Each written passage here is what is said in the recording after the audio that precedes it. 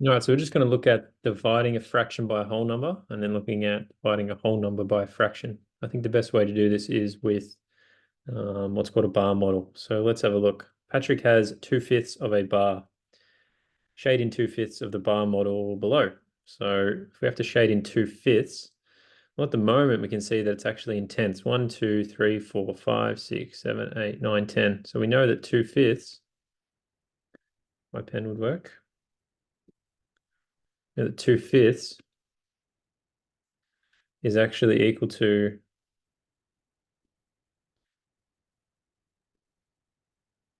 if that was out of 10, then it would be 4/10, wouldn't it?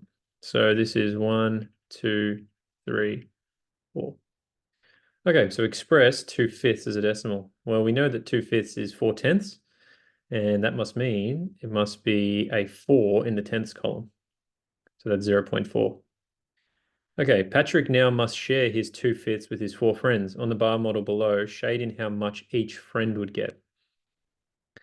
Well, basically, we've got to take these 4/10 and share it evenly into 4 parts. We can see conveniently in this example that there is 4 blocks shaded in, so each friend is going to get 1 block. Okay, and so that would correspond to 1/10. So this would correspond to 1/10.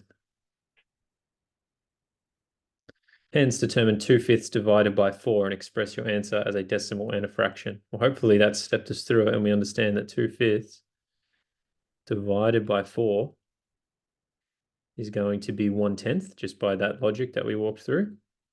Okay, if we wanted to talk about it as a bit of a process that we could use, we'd say 2/5 divided by 4. So dividing by 4 is dividing by 4 on 1. Okay, so 4 divided by 1 is just 4. And we hopefully know that when we divide fractions, we flip it and we multiply. So we change the division to multiplication and we change the denominator. We flip the second fraction rather, and then we multiply numerators and multiply denominators. So 2 times 1 is 2, 5 times 4 is 20, and then we simplify if possible. So 2 divided by 20 is 1/10.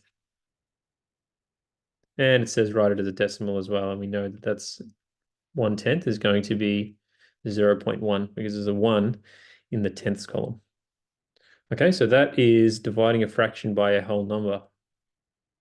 Let's look at the other way around, dividing a whole number by a fraction. And I want to do an example here as well. So Rosa is making cordial for a party. She has 4 liters of cordial. She knows that each cup will use 1/6 of a liter of cordial. Break each of the 1 liter containers of cordial below into sixths. Okay, I haven't got a ruler, but hopefully you do. And if you try this, maybe a good way to break it up is to break it in half and then to break it into thirds. So that would be 1/6. That's broken up into sixths rather. It's not exact, but you get the idea.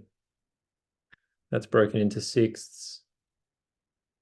Oh, that is a terrible line. That's going to bug me.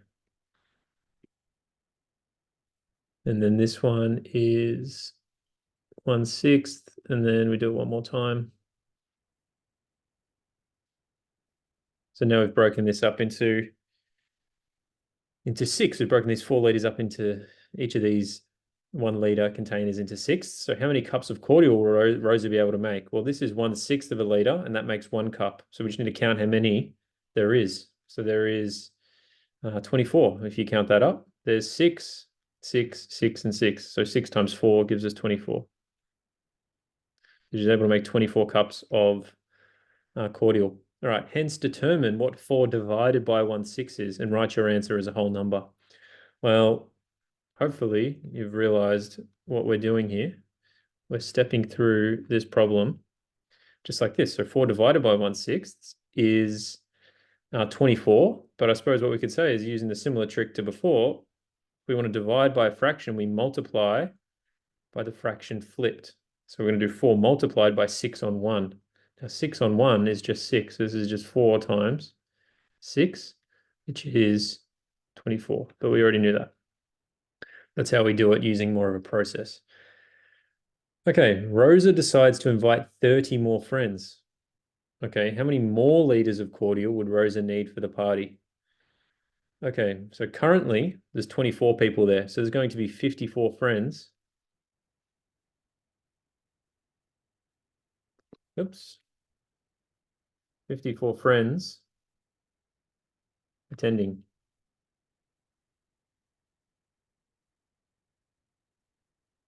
Okay, so one thing we could think about is how many more liters does she need? Well, she's already got 24 cups.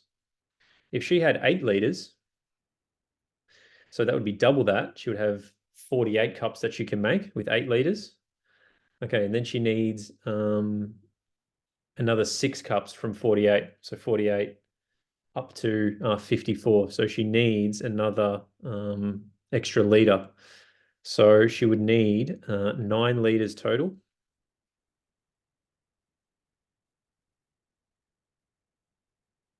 9 liters total. So she needs 5 more liters. She already has 4.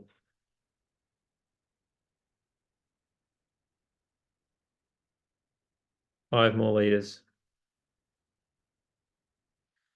Okay.